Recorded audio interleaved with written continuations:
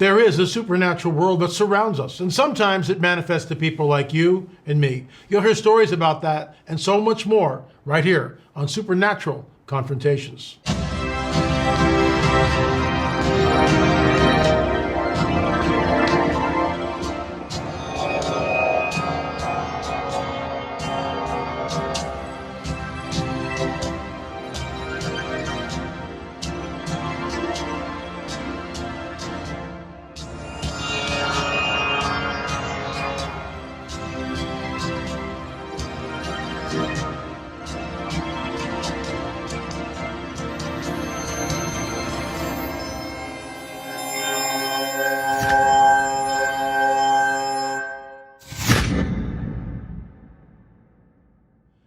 This is a really bizarre story that you're about to hear. And we'll get into that, but first, a word from our sponsor. Did you know Noble Gold's team of precious metal experts have helped thousands of worried investors like you to build and preserve wealth through times like these? Find out why gold, silver, and IRAs are the answer to inflation and financial contagion. Folks, I got to tell you, my wife and I invested some money in Noble Gold, and I'm glad we did, especially with what the economy is doing. Talk to a personal precious metal expert today. This month, they're gifting a free 3-ounce silver American Virtue coin with every qualified IRA above $20,000. Folks, you can't go wrong with Noble Gold. That's why my wifey and I invested with them. Call 877-646-5347 or find out more by visiting noblegoldinvestments.com. That's noblegoldinvestments.com. There's the link on your screen, 877-646-5347. Give them a call today, folks. The Zoom call is with Ken, and he's going to talk about an experience that he had, which is going to sound really, really strange. Before you back away from that, think about this. In the movie Taken, that Steven Spielberg directed, it shows people who are being abducted.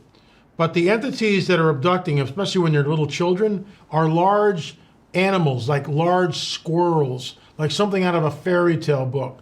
So, and there's a lot of UFO strangeness, high strangeness in this encounter. So I'm going to run the tape, run the interview, and I'll weigh in on the other side. Hey, folks, I'm here with Ken, last name being withheld, and I understand why. There's still so much stigma that circulates that's around the whole UFO phenomenon, which really shouldn't be the case. Something's going on, lights in the sky, people have been taken, people have been abducted, crop circles, physical evidence, it's all there. And now Fox News and our government has stated on the record that UFOs, UAPs are real. So, Ken, thanks so much for coming on the record. You had an experience, an encounter, a supernatural confrontation. Tell us about it, please. It happened July 17th. I'd gotten off work, and I got off work at about 1:15. So it would have been Sunday morning at 1:15 in the morning. And before I left work, I felt, well, I should say, in the process of this, my normal habit is when I get off work, I go for a walk. Takes me a couple hours. I do a circuit, and then on my way home. So I get home fairly late, after 3 in the morning. Wow. But anyway, this particular evening, I got off work and I felt afraid for some reason. So I texted my daughter and I asked her to pray for me. And before I left work, I prayed myself and carried on my walk, and I felt better once I got going. So it's about, let's see, 1:15. I guess it's about between 2:30 and 3. I'd left a certain point. I had a rest. There's a school where I sit on a bench. I have a little rest. So, and then after that, I carried on, and I was heading south towards the house, but I still had a ways to go, probably another hour to go. And I'm walking down the street. Now it's very dark and there's nobody out. It's almost 3 in the morning. And I'll just try to set the scene for you. I'm heading south. There's cars on the road, parked, of course, on the curb, and the houses here, and a lot of trees in the front yards. So when you're walking, it gives you the impression you're walking through a tunnel. Okay. Because the trees would overhang a little bit and the cars would be here. So it kind of looked like a tunnel. It wasn't, of course, but it gives you the impression. So first thing that happened, I'm walking along at about 75 meters, I would estimate. Something, it looked like a disc, and it rolled onto the sidewalk as if covering what it, this tunnel perception. And it was glowing white, a dim white, and there were lights embedded in it. And it rolled on and then sat there for a few seconds, and then it rolled back.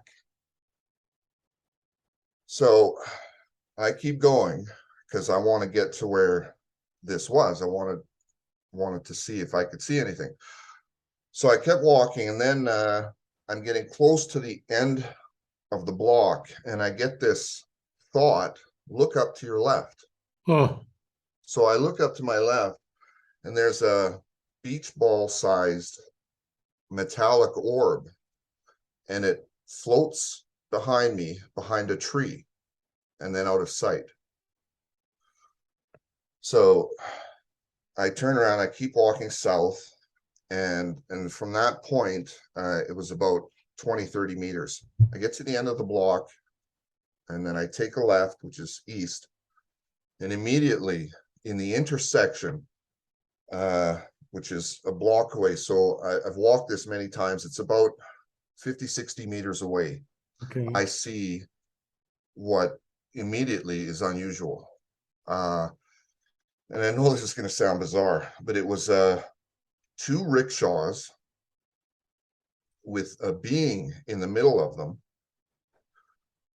And I drew a picture of this because it'd probably be better to see it rather than explain it. Let me just stop you before we get to the rickshaws and the being. Sure.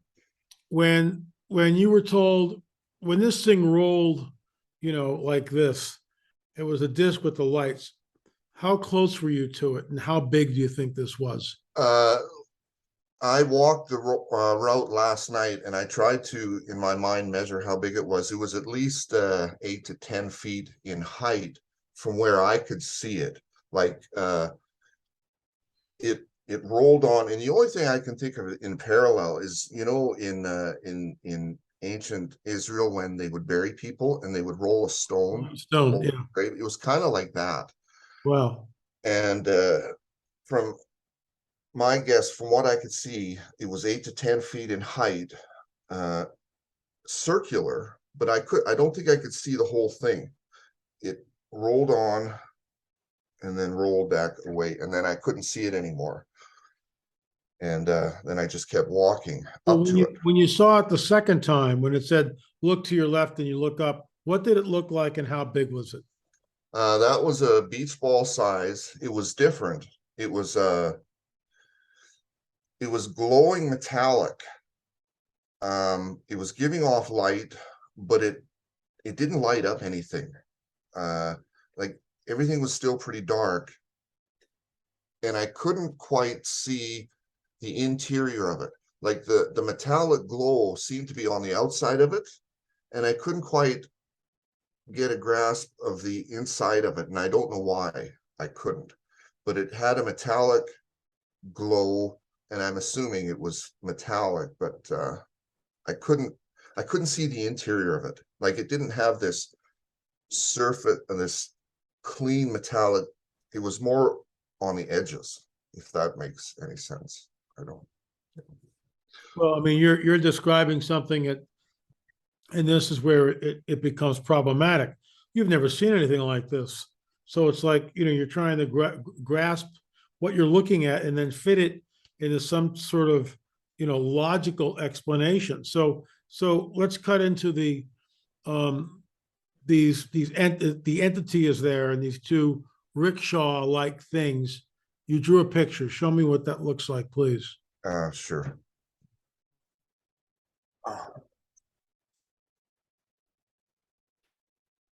I don't know if you can Oh, wow. See that? Oh, wow. What was in the rickshaws? Any idea? There's like these like egg-shaped things. So what I could make out, it actually looked like, it gave me the impression that they were pelts, because it seemed to be one thing layered on top of another. That's why I've got the lines there.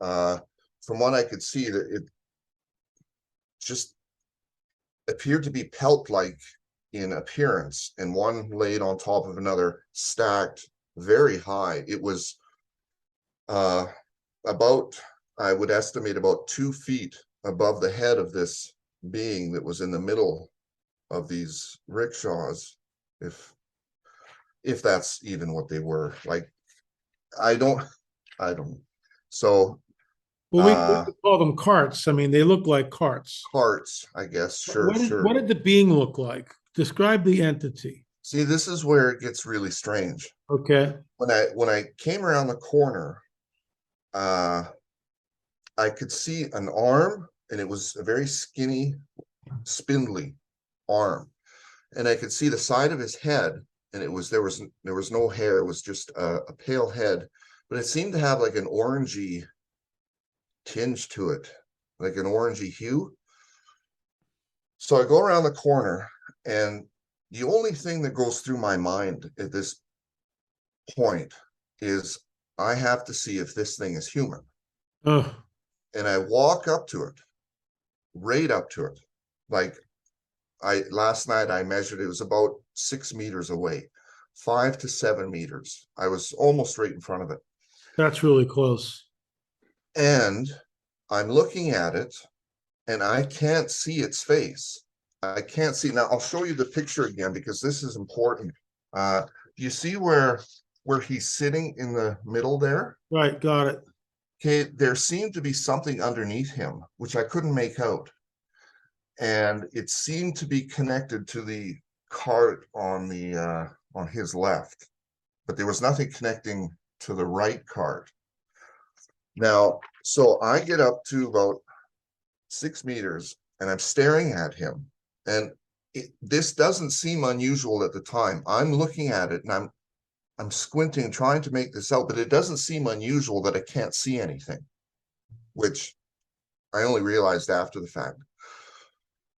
So for a while, I stood there and stared at it, and then I broke off, and I said, "Have a good day." And just as I was turned to walk away, a little girl's voice said, "Hello." And I stopped, and I looked back, and I said, "Hello." And then I turned to walk away. And I got about 10-15 meters. I looked back, it was still there. I went another 10 meters, and just before I turned back, it went through my head, it's going to be gone. And it was all gone. There was nothing there the second time I looked. Let me throw some stuff at you. I've never heard a story quite like this. It's definitely high strangeness. And it's like it's messing with your perception of reality Yes, completely. yes. I don't believe I was in control No, you at were. that time. Even when I turned the corner, I think something was going on, because when I saw it, there were two things. First, this doesn't seem right, and then I immediately thought, I have to see if this thing is human. And I walked right up to it with no fear at all, which I thought was unusual, because I think I should have been afraid. Well, there's a term I coined a few years ago. It's called UFO brain fog. And when we're under the influence of these entities, our reality and perception of reality goes right out the window. And it's hard to even remember your name sometimes. Right. We'll do things that make no logical sense at all, but we'll do them anyway, because we're in the presence of something which controls, in my opinion, space, matter, time, and energy, and it affects a human being greatly. It greatly affects a human being. I would throw this at you, that abductees who have been taken, they will encounter all sorts of high strangeness like that. They'll see like a squirrel. It was in the movie Taken, which is like, 8 feet tall. Well, squirrels are never 8 feet tall, Right. but it's almost like an Alice in Wonderland type deal. So somehow it's tapping into your subconscious with the rickshaw like things and the entity. I found that interesting. You can't see the feet, but it's like half in and half out. And then at the end, this little girl's voice says hello. And you do something absolutely bizarre. You say hello back to her. Yeah.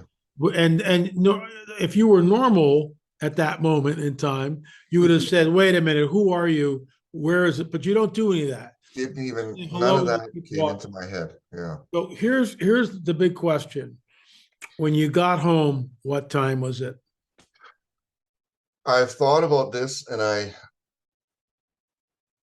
like I do this route so many times, but I don't actually and I don't think anything unusual is going. I was probably thinking about the event, but I don't remember the remainder of the walk home. And I don't think that's unusual. I think it was coming to me how weird this was, and I was probably just preoccupied with that. But when I got home, uh, I think my daughter was up, but she didn't want to hear about it.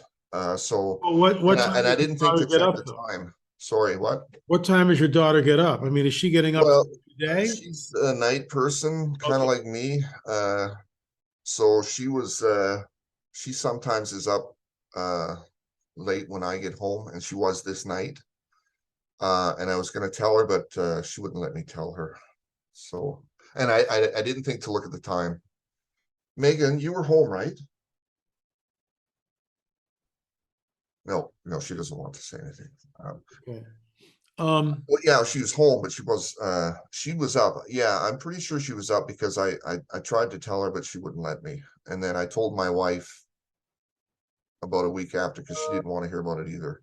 And then I finally got her to listen to me. So It's amazing how what I also find interesting is that you had like a premonition of it. You were afraid and you weren't sure why you were. yeah, Any marks on your body that were strange? not that I know of. When I woke up the next morning, I wrote this in the email to your associate, Mark, I think, John Adam. John. John Adam, yeah. I woke up, I smelled sulfur in the, but I didn't have any, I don't think I had any marks on my body, but I did smell sulfur immediately when I got up. So, um, but the reason, well, I don't, I'll tell you after the interview's over, but yeah, there was something else, maybe you should know, but, That might be the key to the whole observation. That could be the key. I'll give you the last word, and then we can talk after I hit the record button off, and I won't go public with this. What you're going to tell me off air, but I'll give you the last word. Obviously, it's high strangeness. The encounter is incredibly bizarre, but that's how they play the game. Um, I've heard all sorts of stories. Never one quite like this before, but it's you're not. First of all, you're not alone. That these entities do stuff like this. They play games. I mean, they really do. They play games, yeah, and they do it. They'll lure a person in, but you had UFO brain fog. You're not thinking rationally, that's for sure. You're approaching this thing with no fear. That's completely irrational. You're yeah. seeing something that makes no sense. Again, intellectually, rationally, makes no sense, and yet you're dealing with it. The voice says hello, and you turn and say hello back to it without challenging it or saying anything. Go Yeah, ahead. and it wasn't a voice that you heard in your head. I audibly heard it, Okay. a little girl's voice. So I've heard people say that there's this telepathy, whatever. It wasn't that. I heard an Yeah, you actual heard the voice. voice. So, Right. but it wasn't a little girl pulling two No, huge carts. no. That's ridiculous. Any final thoughts, Ken? Not really. Um, not really. I don't. Don't Okay. know what else to say. Well, I'm gonna turn off the recording. Thanks so much for coming on the record. Just stay right there, and then we can chat after the recording is Sure. done. So, what are we to make of this? You saw the figure that was drawn. It's half in and half out. It's sort of materializing and yet not materializing. Ken said, well, there were these two rickshaw things, and it looked like skins were piled up. And then the voice says hello. But as we talked about and discussed, I mean, he says hello back, but you're looking at UFO brain fog to the nines. People don't react this way. This isn't normal. So Ken had an encounter, definitely of the third kind. I mean, he's looking at entities within 25, 30 feet, whatever it is. All I can say is no, thank you. Don't want to go there. Is it high strangeness? It's absolutely high strangeness. These entities can manipulate space, time, and matter and energy in ways that defy our science, ways that defy our physics. So with that in mind, they can create images. They can appear as angels of light. We know that from the Guidebook of the Supernatural, i.e. our Bibles, that the dragon, Satan himself, can appear as an angel of light. So what are we to think about this? Folks, if you have a supernatural confrontation, please shoot me an email, supernatural@lamarzulli.net, supernatural@lamarzulli.net. Our producer, John Adam Hicks, will get back to you. All we need is one email. We've got a stack of people that want to come on the record, and I want to thank Ken for coming on the record and being bold enough to come on the record. The supernatural is real, and it's manifesting. Don't forget, you can go to our streaming site, streaming.lamarzulli.net, and binge watch all of our Amatrella of Nephilim series, as well as the first 3 UFO series. Number 4 is coming along well. I hope to hand it off next weekend. We will see what happens. It's, I don't know. I think this might be the best UFO film I've ever done, hands down. It's visceral, and I think you'll find it riveting and very disturbing. So go to lamarzulli.net if you want to get the hard copies. Thanks so much for your patronage. Don't forget to hit the subscribe button. I think we're over 168,000 folks. A lot of you come here, and I just thank you for your patronage. Anyway, folks, we'll see you Monday morning with another Supernatural Confrontations. Remember, the supernatural is real, and sometimes it manifests to people like you and me.